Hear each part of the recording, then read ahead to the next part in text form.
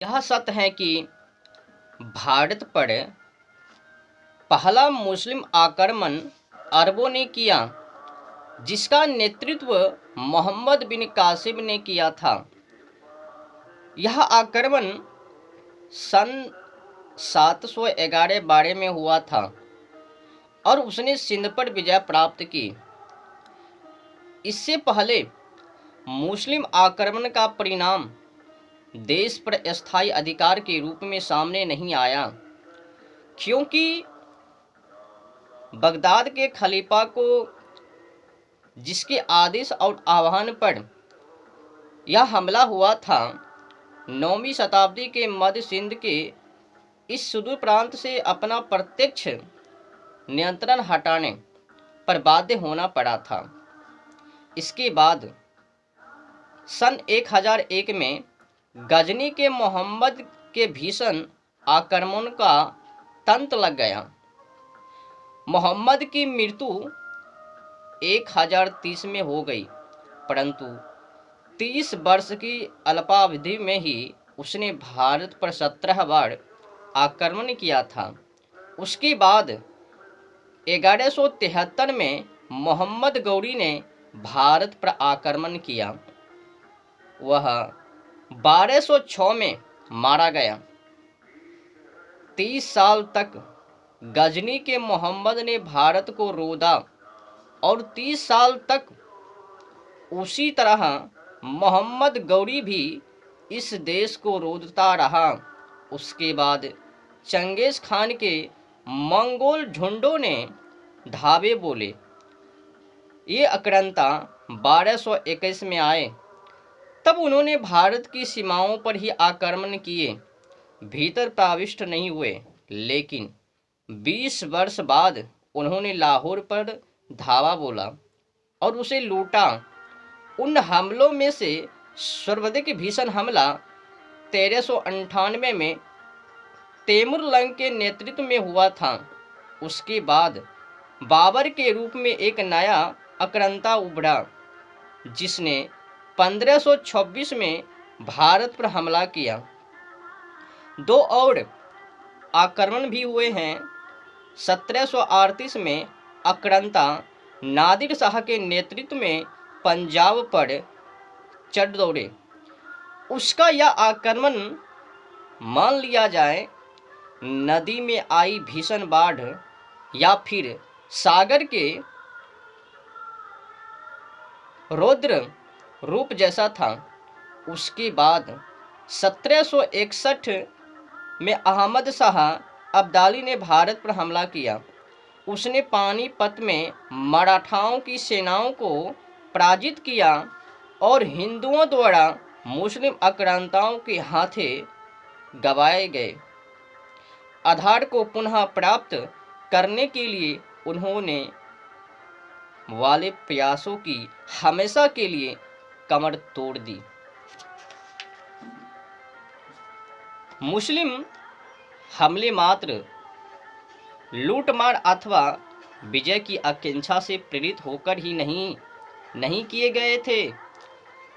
इनके पीछे एक और उद्देश्य भी था।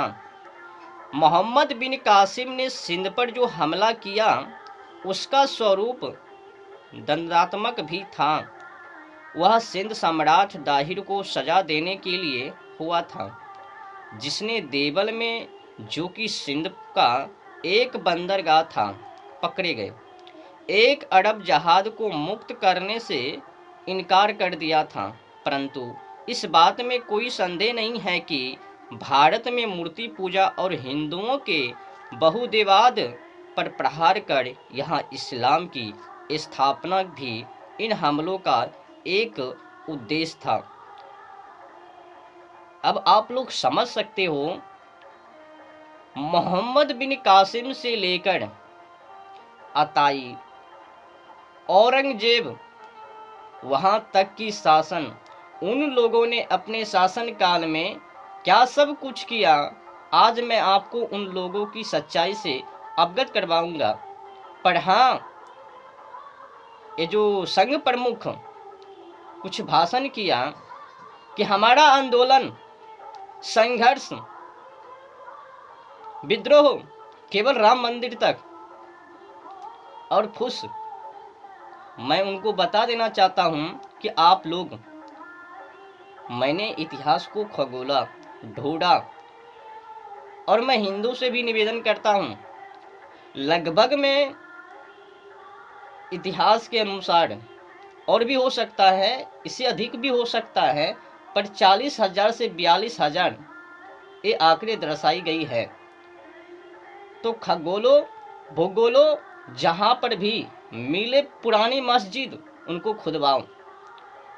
अगर मुस्लिम अपने मन से नहीं देता है तो सर्वे करवाओ, सर्वे करवाकर उनको हासिल करो।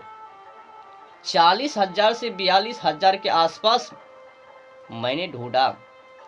इतिहासकारों ने बताया कि हिंदू का मंदिर तोड़कर मस्जिद का निर्माण लगभग में 40,000 से 42,000 से अधिक भी हो सकता है। गणना अथाह है, सीमा नहीं है। उन लोगों ने अपने शासन काल में कितने तोड़े होंगे मंदिर को, गिनती अनंत है। अगर मुस्लिम अपने मन से नहीं देता है हमारी पुरानी मंदिर को, तो फिर उनके ऊपर कार्रवाई किया जाए, सर्वे किया जाए, फिर ले लिया जाए, निकले तो। पर जिस तरह से इस संघ प्रमुख ने कहा कि हमारा अभियान, आंदोलन, संघर्ष केवल राम मंदिर तक, क्या जरूरत है हर एक मस्जिद के नीचे शिवलिंग खोजने की?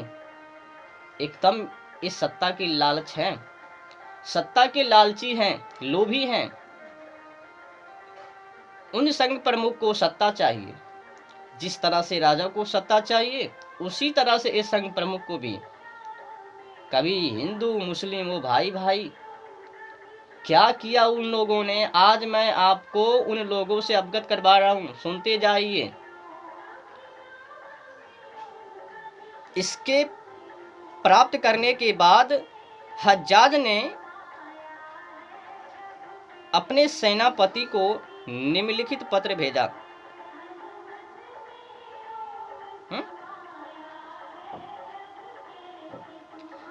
हज्जाज को भेजे गए एक पत्र में मोहम्मद बिन कासिम का यह उल्लेख है कि राजा दाहिर के भतीजे उसके योद्धाओं और प्रमुख अधिकारियों को ठिकाने लगा दिया गया है और मूर्ति पूजकों को या तो इस्लाम में दीक्षित करा दिया गया है अथवा उन्हें तबाह कर दिया गया है। मूर्ति वाले मंदिरों के स्थान पर मस्जिद और अन्य इबादत स्थल बनाए गए हैं। कुतबा पढ़ी जाती है, आजान दी जाती है, ताकि निर्धारित घंटों पर इबादत हो सके। तकबीर और अल्लाह अकबर की सदाएं हर सवेरे शाम गूंजती हैं। यह पत्र राजा के सिर के साथ भेजा गया था। इसे प्राप्त करने के बाद हज्जाज ने अपने सेनापति को निम्नलिखित पत्र भेजा था। सुनते जाइए।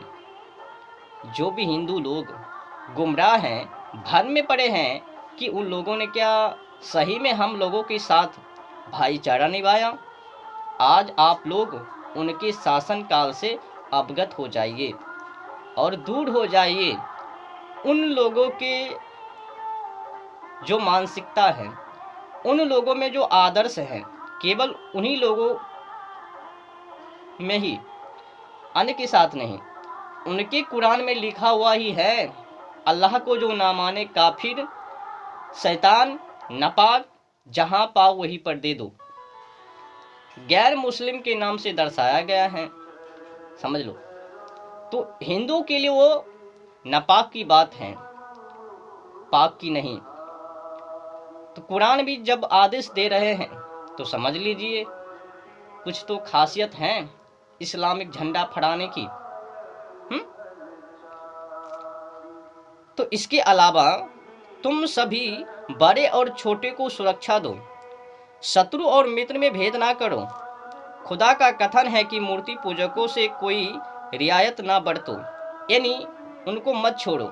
उन पे अहम मत बरसाऊं, दया भाव मत बरसाऊं,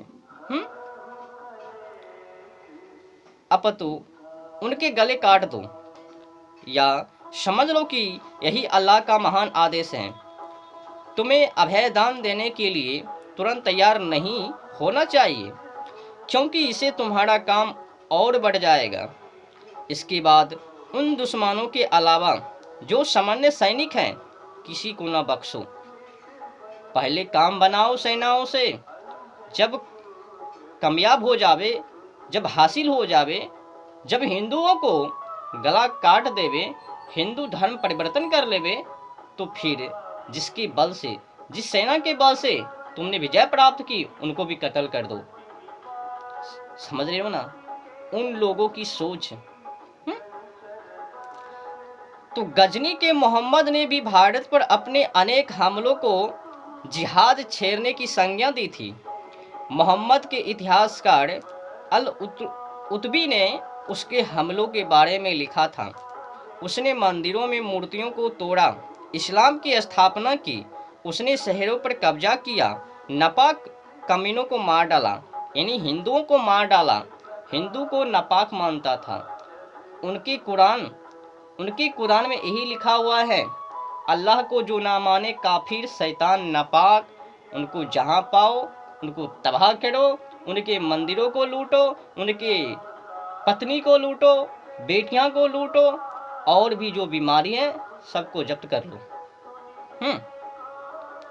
तो मूर्ति पूजकों को तबाह किया और मुसलमानों को गौरवान्वित किया। तदुपरांत वह घर लौटा और इस्लाम के लिए की गई विजयों का ब्यौरा दिया और यह संकल्प व्यक्त किया कि वह हर वर्ष हिंद के लिए खिलाफ जिहाद करेगा। मोहम्मद गौरी भी भारत पर हमलों में उसी धार्मिक जोश से प्रभावित था।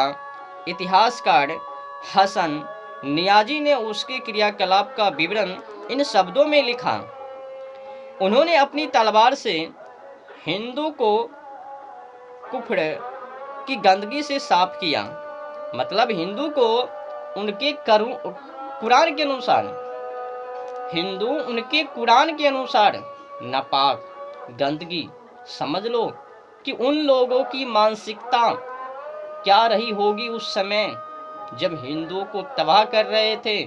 मंदिर के ऊपर धावा, हमला, आक्रमण, हिंदू माँ बहनों को बंदी बनाकर बेचना, 17 वर्षों से ऊपर की जबह करना। समझ लो हिंदू किस दशा से गुजरी है, स्थिति से गुजरी है। और आज भारत में बैठ संगठन कार्यकर्ता बकवास कर रहे हैं, भाई भाई का नारा लगा रहे हैं। सुनते जाइए। उन्होंने अपनी तलवार से हिंदू को गंदगी से साफ किया और पाप से मुक्त किया तथा उस सारे मुल्क को बहुदेववाद के कंटक से स्वच्छ किया, मूर्ति पूजक की अपवित्रता से पाक किया। उनके कुरान के अनुसार मूर्ति पूजक नापाक और वे लोग, हिंदू को तबाह करने वाले लोग, अल्लाह के मार्गों में भटके हुए लोग वो पाक, जो सच्चाई वो नापाक, जो झूठाई वो पाक। उनके कुरान के अनुसार पाक किया और अपने शाही शौर्य और साहस का प्रदर्शन करते हुए एक भी मंदिर को खड़ा नहीं रहने दिया। तैमूर ने अपने संस्मरण में स्पष्ट किया है कि उसे किन कारणों ने भारत पर हमला करने को प्रेरित किया। वह कहता है, हिंदुस्तान पर हमलों का मेरा मकसद काफिरों के खिलाफ अभियान चलाना और मोहम्मद के आदेश अनुसार उन्हें सच्चे दिन में धर्मांतरित करना और उस पर और उसके परिवार पर हमला अल्लाह की दया और रहमत दो हो। मतलब हिंदू को तबाह कर मुस्लिम के ऊपर अल्लाह का दया हो, रहमत हो, उसके के लिए उन लोगों ने भारत पर आक्रमण किया और लूटपाट करने के लिए नहीं, हमला इस्लामिक देश बनाने के लिए। तो उस धरती को मिथ्या अवस्था, यानी अपने देश को, भारत देश को मिथ्या मानता था, अपवित्र मानता था, तो उस अपवित्र से उसने आकर पाक कर दिया। तो उस धरती को मिथ्या अवस्था और बहुदेवाद से पवित्र करना है तथा मंदिरों और मूर्तियों का विध्वंस करना है। हम गाजी और मुजाहिद हो गए और अल्लाह की नज़र में सहयोगी और सैनिक सिद्ध हो गए। भारत पर मुसलमानों के हमला, भारत के विरुद्ध हुए आक्रमण तो थे ही, साथ ही वे मुसलमानों में पारस्परिक युद्ध भी थे। यह तथ्य इसीलिए छुपा रहा क्योंकि सभी आक्रांताओं को बिना किसी भेदभाव के सामूहिक तौर पर मुसलमान करार दिया जाता है, परंतु तथ्य यह है कि वे ततार, अफगान और मंगोल थे। मोहम्मद गजनी ततार था, मोहम्मद गौरी अफगानी था, तैमूर मंगोल था, बाबर ततार था, जबकि नादिर शाह और अहमद शाह अब्दाली अफगानी थे। अफगानों का भारत पर हमला करने के पीछे एक मकसद ततारों को तबाह करना था और मंगोल हमलावर ततारों व अफगानों को तबाह करना चाहते थे। उनका परस्पर प्रेम की भावना से संतुष्ट हुआ ऐसा कोई भी परिवार नहीं था जो मुस्लिम भाईचारे की भावना से एकजुट हो गया हो। वे एक दूसरे के जानी दुश्मन थे। उनके युद्धों का मकसद एक दूसरे का सफाई करना था, एक दूसरे का सफाई भी करना था, मगर जिस बात को दिमाग में रखना महत्वपूर्ण है वह यह है कि अपने इन सभी विवादों और संघर्षों के बावजूद वे सभी इस एक सामूहिक उद्देश्य से प्रेरित थे। उनकी झूठ, एकता और हिंदुओं का मंदिर विध्वंस, हिंदू माँ बहनों को लूटना, अन्य देशों में बेचना, जो बचे गजनी भेजना, उनका मकसद। अब अगर हिंदू ना समझे तो समझ लीजिए क्या कमियां हैं हिंदुओं के अंदर, पहले भी और आज भी। यहाँ तो इतिहासकार खुद ही वर्णित किया, लिखा, समझाया हिंदुओं को।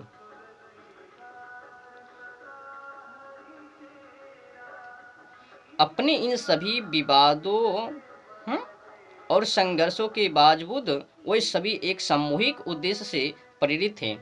हिंदू धर्म का विध्वंस, भारत पर आक्रमण करने वाले मुसलमानों ने जो तरीके अपनाए वे भी उनके हमले के मकसद को देखते हुए भारत के बाद के इतिहास की दृष्टि से कम महत्वपूर्ण नहीं है। मोहम्मद बिन कासिम ने मजहबी जोश के साथ जो हमला कार्य किया हुआ था, देवल नगर पर अधिकार कर लेने के बाद वहां के ब्राह्मणों का खतना कराना, यानी वो अपने में शामिल करना। परंतु जब उसे यह पता चला कि वे इस तरह के धर्मांतरण पर आपत्ति उठा रहे हैं, जब उसने देवल नगर पर अधिकार कर लिया तो वहाँ के जो ब्राह्मण उनके खतना को मंजूर नहीं किया, स्वीकार नहीं किया, तो उन पर हमला किया, आपत्ति उठाया। तो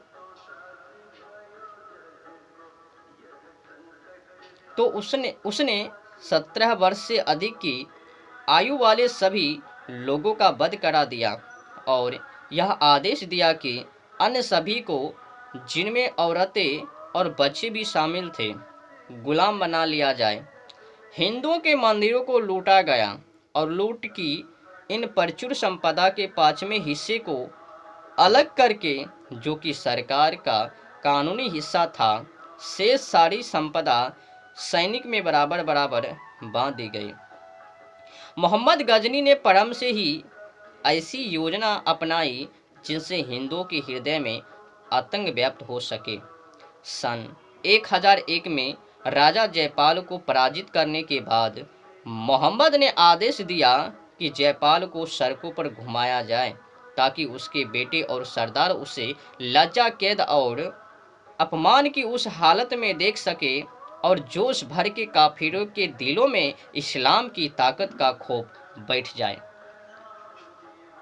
उसने राजा से लेकर हिंदू मां बहन से लेकर 17 वर्षों से लेकर पंडित पुजारियों से लेकर क्षेत्र सबको तबाह किया और साथ साथ में अपमान भी। काफिरों का संहार एक ऐसी बात थी जिसमें मोहम्मद को खास तौर के आनंद का अनुभव होता था। 1019 में चंद राय पर किए गए एक हमले में अनेक काफिरों को मौत के घाट उतार दिया गया अथवा बंदी बना लिया गया, यानी हिंदुओं को मार दिया या फिर बंदी बना लिया। और मुसलमानों ने लूट के माल को तब तक कोई महत्व नहीं दिया जब तक कि उन्होंने स्वयं को काफिरों तथा सूर्य और चंद्रमा के उपासकों के संहार से तृप्त नहीं कर लिया। इतिहासकार ने बड़े सरल भाव से यह भी लिखा है कि हिंदू सेना के हाथी मूर्तियों को छोड़कर स्वतः मोहम्मद के पास आ गए और उन्होंने इस्लाम धर्म की सेवा करना ही सीरियस समझा। अब समझ लो, इतना उन लोगों का खौफ, डर कि उस डर के कारण हिंदू उनकी शरण चले गए, उन लोगों को सेवा करना शुरू कर दिया। अब समझ सकते हो कि वो लोग किस तरह से अत्याचार कर रहे थे और आज हिंदू बकबक कर रहे हैं, बिना इतिहास अवगत कुछ भी बोल रहे हैं। मंदिर मस्जिद के नीचे शिवलिंग क्यों? हमें तो जो लेना वो तो ले लिया, अब छोड़ो।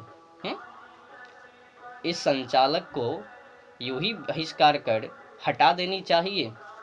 जो भी हिंदू अज्ञानता पूर्वक हिंदू का अपमान करे, सनातनी हिंदू का अपमान करे, या फिर ये कहे कि हिंदू और मुस्लिम भाई भाई और वहीं पर से हिंदुओं की बार बार हत्याओं से मोहम्मद खिलजी की बिहार विजय की तरह हिंदुओं को अपनी संस्कृति को गहरा आघात लगा, तब काते नरसरी में हमें यह जानकारी मिलती है कि जब उसने नूदिया पर कब्जा कर लिया तो क्या हुआ। विजेताओं ने भयंकर लूटपाट की। वहां के अधिकांश निवासी ब्राह्मण थे जिनके सिर मुंडे हुए थे, उन्हें मौत के घाट उतार दिया गया। बहुत भारी संख्या में पुस्तकें प्राप्त हुई, परंतु उनके अर्थ स्पष्ट करने वाले कोई भी नहीं था, क्योंकि सभी लोग मारे गए थे, जबकि सारा किला और नगर की अध्ययन का एक स्थान था। इस मुद्दे पर उपलब्ध साक्ष्य का सारांश प्रस्तुत करते हुए डॉक्टर टाइटस ने कहा, मंदिरों के विध्वंस और प्रतिमाओं को अपवित्र किए जाने के पर्याप्त साक्ष्य उपलब्ध है।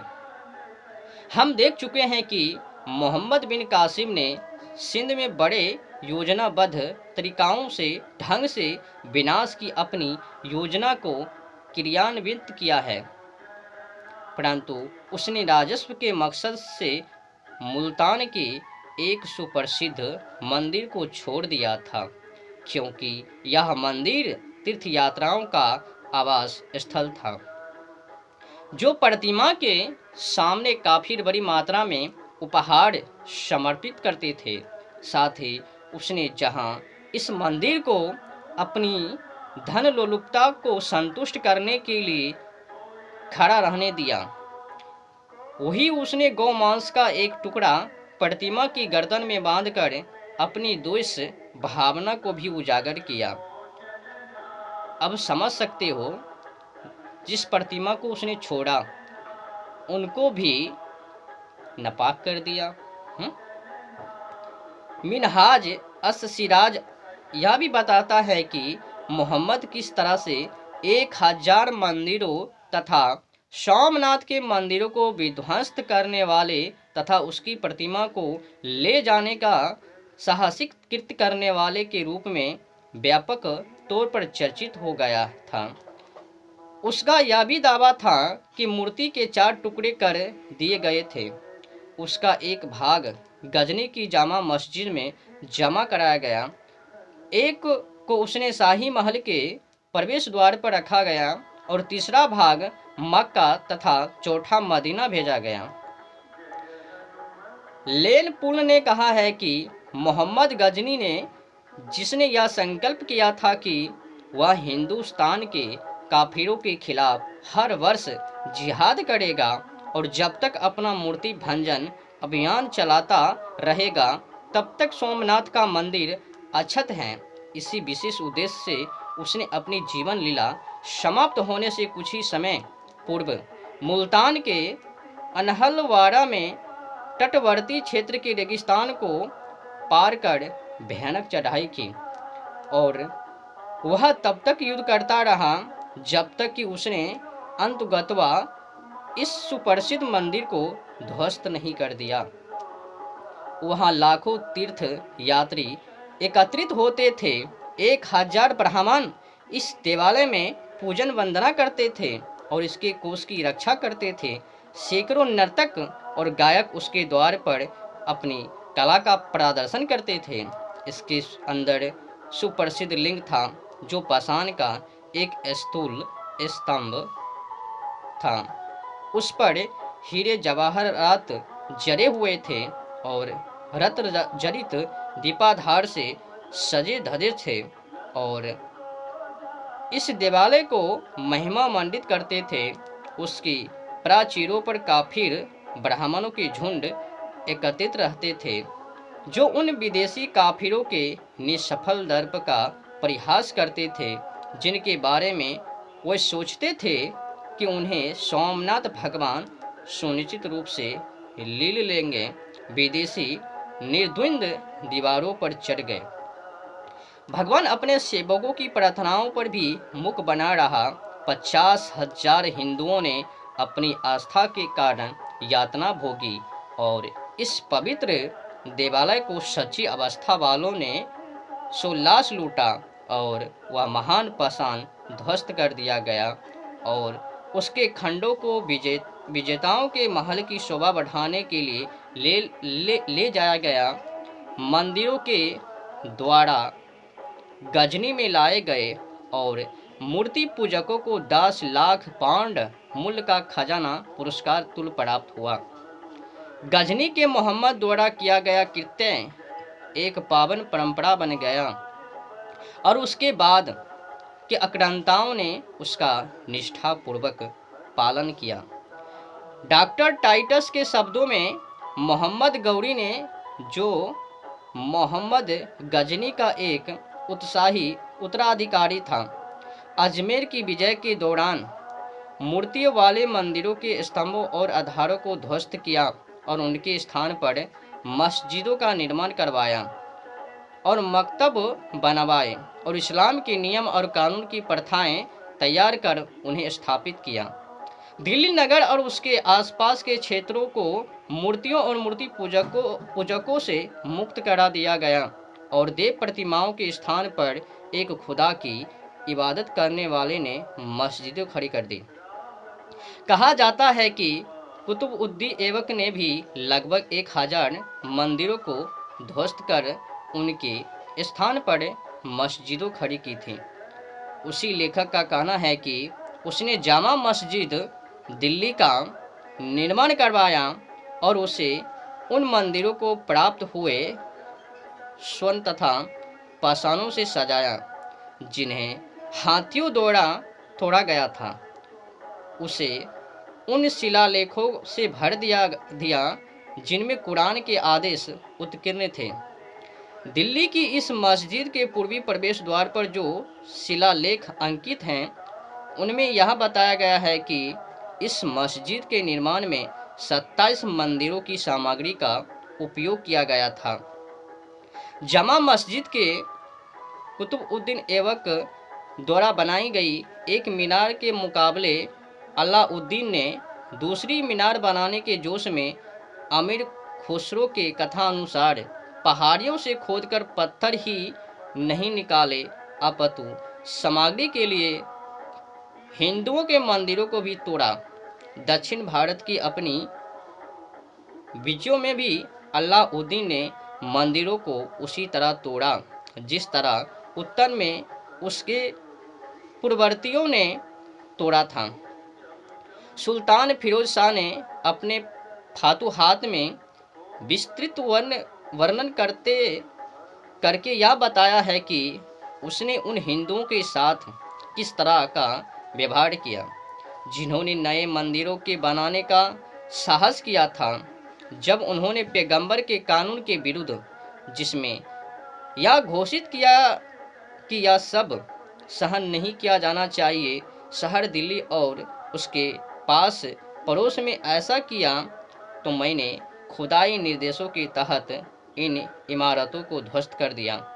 मैंने काफिरों के उन नेताओं को मार डाला और अन्याय को कोड़े लगवाकर तब तक दंडित किया जब तक उस बुराई का पूरी तरह उन्मूलन नहीं हो गया जिसमें काफिर और मूर्ति पूजक मूर्तियों की पूजा करते थे। खुदा के रह मोकरम से अब मुसलमान सच्चे खुदा के प्रति अपनी आस्थाओं का परिपालन करते हैं। हमने पढ़ा है कि शाहजहां के शासनकाल में भी उन मंदिरों को तोड़ा गया था जिन्हें हिंदुओं ने पुनः बनाना शुरू किया था और इस तरह हिंदुओं की धर्मपरायणता पर इस सीधे हमले का उल्लेख बादशाहनामा में भी सगौरव दर्ज है। इतिहासकार कहता है कि बादशाह का ध्यान इस ओर दिलाया गया कि पिछले अकबर के शासन के दौरान अनेक मंदिरों का जिसमें मूर्तियां हैं बनारस में निर्माण शुरू हो गया था जो अपूर्ण है। वह नपाक का सुदृढ़ केंद्र है। काफिर अब उन्हें पूरा करने के इच्छुक हैं। बादशाह सलामत 2 दिन के रक्षक हैं ने आदेश दिया कि बनारस और उनकी पूरी सल्तनत में हर जगह उन मंदिरों को गिरा दिया जाए जिनका निर्माण शुरू हुआ था। इलाहाबाद प्रांत से यह सूचना मिली है कि बनारस जिले में 76 मंदिरों को गिराया गया। मूर्ति पूजा को उखाड़ फेंकने का अंतिम प्रयास औरंगजेब के जिम्मे आया। मायाथीर आलमगीरी में हिंदू शिक्षा के उन्मूलन और उसके द्वारा मंदिरों का विध्वंस किए जाने का विस्तृत विवरण निम्नलिखित शब्दों में किया गया है। अप्रैल 1669 में औरंगजेब को यह ज्ञात हुआ है कि ठट्ठा, मुल्तान और बनारस प्रांतों, खास तौर पर अंतिम में मूर्ख ब्राह्मण अपनी पाठशालाओं में तुच्छ पुस्तकों की व्याख्याएं करते हैं और शिष्य जिनमें मुसलमान और हिंदू दोनों हैं लंबी दूरी तय कर वहां जाते हैं। परिणामतः दिन के निगाहबान ने सभी प्रांतों के सूबेदारों को यह आदेश दिया कि वे काफिरों की पाठशालाओं और मंदिरों को निसंकोच गिरवा दे और उन्हें यह काम भी सौंपा गया कि वे मूर्ति पूजा की शिखा और चलन को पूरी तरह रोक दे।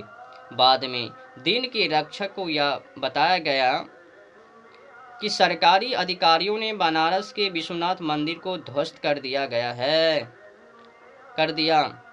जैसा कि डॉक्टर टाइटस ने ही लिखा है कि मोहम्मद और तैमूर जैसे आक्रांता बलात् धर्मांतरण के बजाय आर्थिक भावना अर्थात लूट से धन संग्रह बंदी बनाए लोगों को गुलाम बनाने और धर्मांतरण की तलवार से काफिरों को दोखज भेजने पर ही ज़्यादा ध्यान देते थे, परंतु जब शासक स्थायी तौर पर बस गए तो धर्मांतरितों की विश्वास पाना सर्वोच्च महत्व बन गया।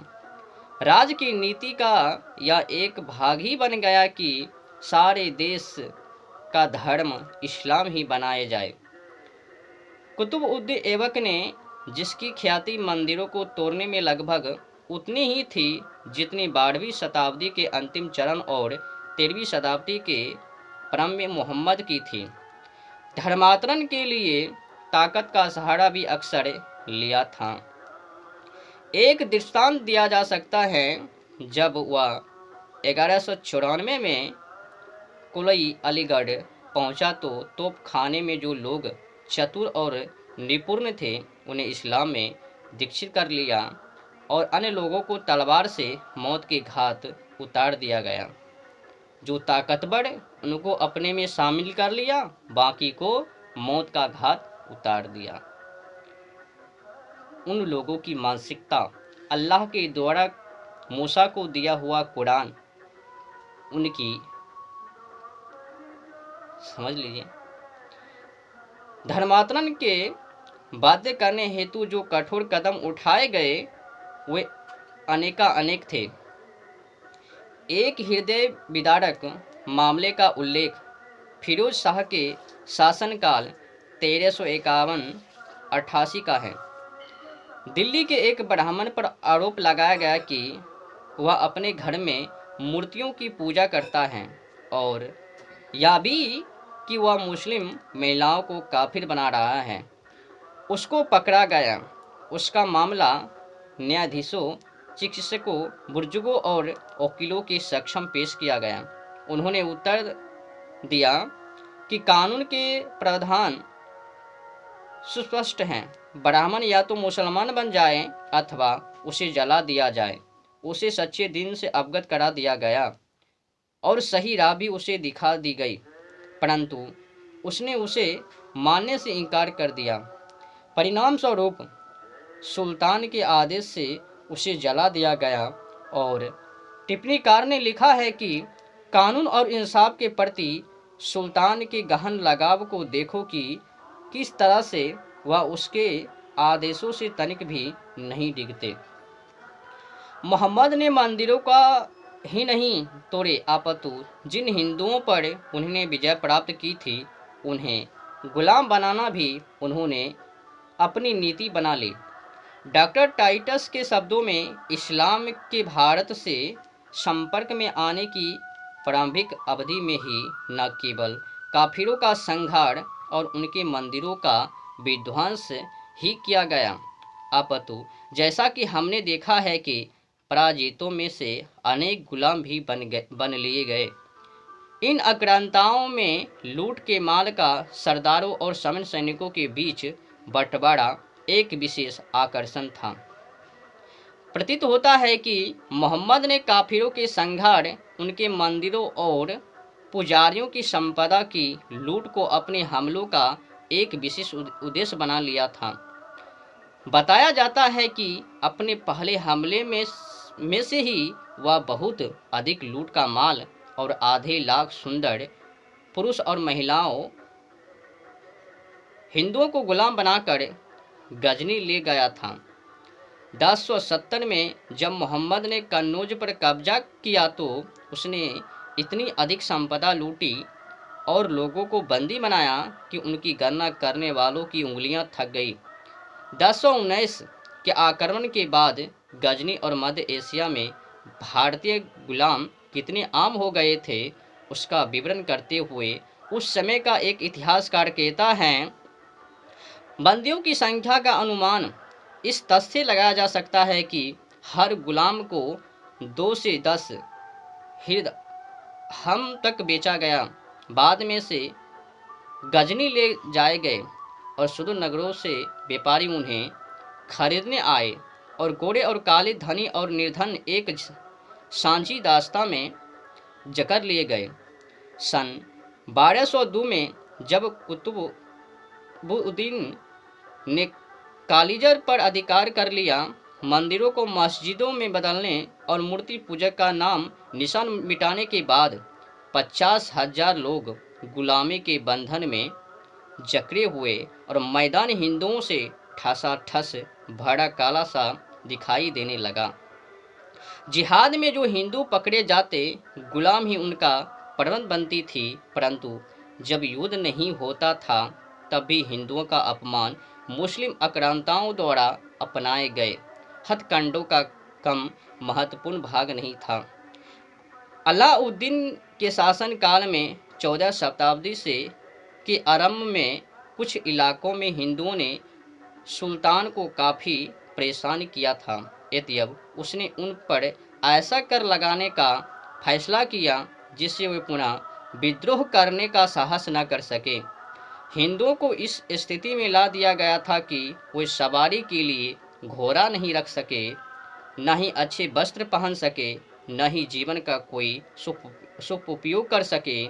जजिया कर लगाए जाने के बारे में डॉक्टर टाइटस कहते हैं, हिंदुओं द्वारा जजिया का चुकाया जाना मुसलमानों, बादशाहों और शाहों के शासनकाल में भारत के विभिन्न भागों में न्यूनाधिक नियमित ही था। हालांकि कानून अक्सर मात्र सिद्धांतः ही लागू थी, क्योंकि यह बादशाह की अपनी मांगों को लागू कराने की योग्यता पर ही पूर्णतः निर्भर था।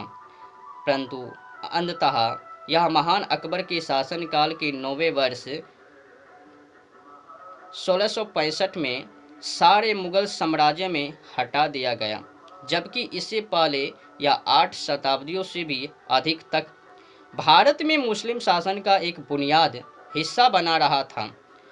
लेरपुल कहते हैं कि हिंदुओं पर कर उनकी भूमि के उत्पादन में से आधा तक था और उन्हें अपनी सभी भैंसों, बकरियों और अन्य दुधारू पशुओं पर भी कर चुकाना पड़ता था। धनी और निर्धन सभी को प्रति एकड़ और प्रति पशु की दर से समान रूप से कर चुकाना होता था। कोई भी संग्राहक या अधिकारी जो रिश्वत लेता था उसे सरसरी तौर पर सुनवाई के बाद बर्खास्त कर दिया जाता था और उसकी बेतों चिमटों से पिटाई की जाती थी और मुश्के और हथकड़ियाँ बेड़ियाँ डालने जैसी कड़ी सजा दी जाती थी। नए नियमों को कड़ाई से लागू किया जाता था ताकि एक राजस्व अधिकारी 20 विशिष्ट हिंदुओं को शिकंजे में कसकर उन पर घूसों से प्रहार करे और वसूली कर सके। किसी भी हिंदू घर में सोना अथवा चांदी तो क्या, सुपारी जिसे किसी खुशी के अवसर पर पेश किया जाता है वो भी नशे में नहीं था। हिंदुओं के साथ क्या बुरा बर्ताव किया गया। अब जो पढ़े अध्ययन करे वही जाने उन लोगों की दर्द। अब जो पढ़े ही ना, समझे ही ना, बताने पर इंगरूर कर दे, हटा दे, बकवास करे। लोगों की इच्छा तक भी दिखाई नहीं देती थी। आशाएं बना दिए गए देशज अधिकारियों की पत्नियों को मुस्लिम परिवारों में नौकरी करके गुजारा करना पड़ता था।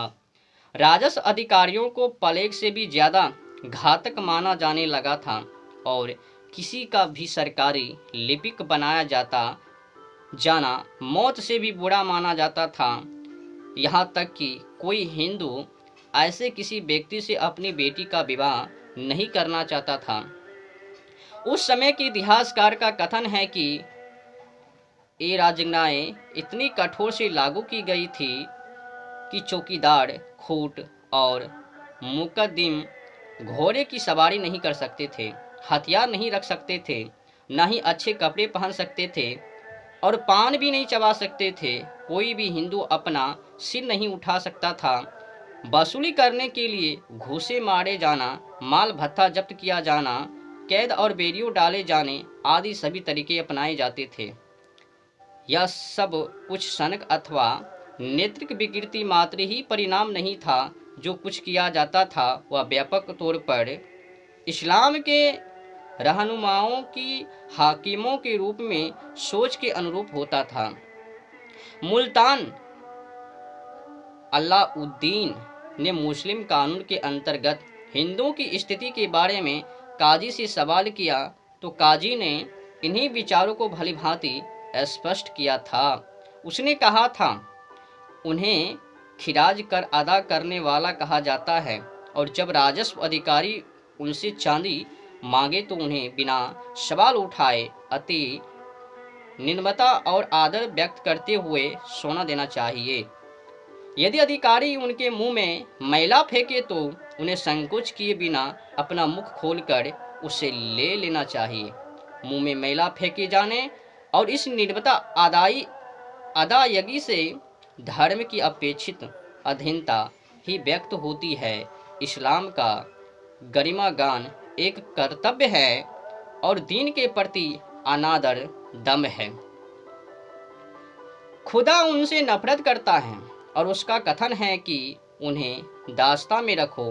हिंदुओं को अपमानित करना खास तौर पर एक मजहबी फर्ज है क्योंकि वे पैगंबर के सर्वाधिक कट्टर दुश्मन हैं और क्योंकि पैगंबर ने हमें उनका कत्ल करने, उन्हें लूटने और गुलाम बनाने का आदेश यह कहते हुए दिया है, उन्हें इस्लाम में दीक्षित करो अथवा मार डालो और उन्हें गुलाम बनाओ और उनकी धन संपदा को नष्ट कर दो। किसी अन्य धर्माचार्य नहीं अपितु महान धर्माचार्य हनीफ ने, जिसकी राह के हम अनुगामी हैं, हिंदुओं पर जजिया लगाए जाने की इजाज़त दी है।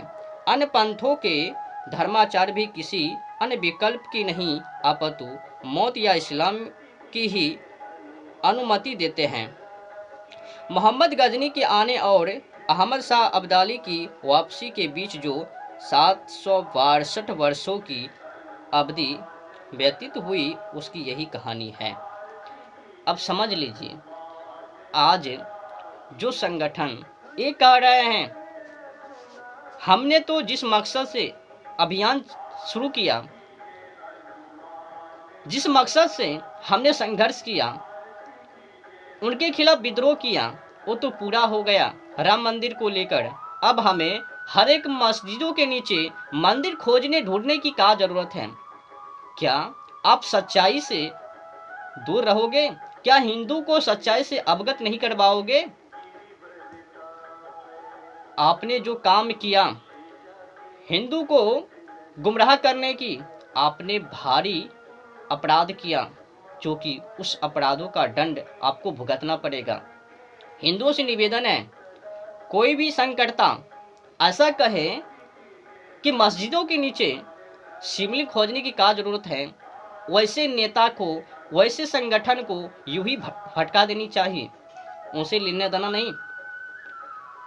जो हमारी आस्थाओं को विध्वंस किया, हिंदू माँ बहनों को लूटा, बंदी बनाया, उनको बेचा, 17 वर्षों से ऊपर की जबह किया, पंडित पुजारियों को वो अपने धर्म में शामिल कर लिया, क्या वैसे को माफ कर दे और वैसे से दोस्ती कर ले? दोस्ती कर भी ले, ये तो प्रमाणित है ना। पाकिस्तान और बांग्लादेश देख लो, वहाँ पर हिंदू की हालत, वहाँ पर हिंदुओं के साथ आज भी भाई ऐसा उन लोगों की मकसद है, केवल उनकी मानसिकता ही नहीं है। कुरान में खुद ही लिखा हुआ है, अल्लाह को जो ना माने काफिर, उनको जहाँ पाओ वहीं पर कर दो जबह। यही अल्लाह का आदेश है। इसी के अनुसार जो अल्लाह के मार्गों से भटक जाता है वो गैर मुस्लिम, जो अल्लाह के मार्गों पर रहता है उनका सैनिक, मतलब जो सच्चाई करे वो अल्लाह के खिलाफ है, जो झूठाई करे वो अल्लाह के लिए है। ऐसा कुरान की बातें समझ में। पर ये संघ प्रमुख क्या बता रहे?